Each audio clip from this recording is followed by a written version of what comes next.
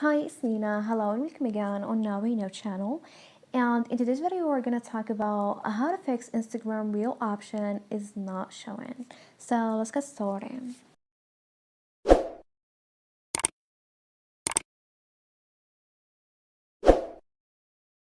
Well, after getting the app, and if the reel icon is not showing, so here at the bottom we got the reel icon, so you can tap on it, scroll over videos to see others reel. Now, if this icon is not there, here what we're gonna do is to go out from Instagram and tap on Play Store.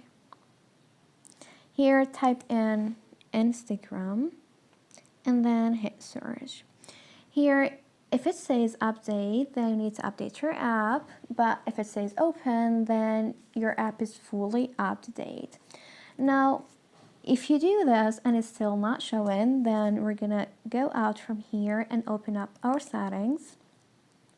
Now scroll all the way down and tap on apps option.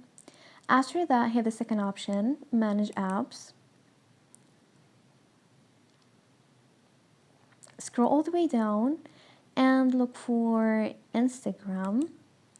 Here, tap on clear data, then clear cache. Now confirm.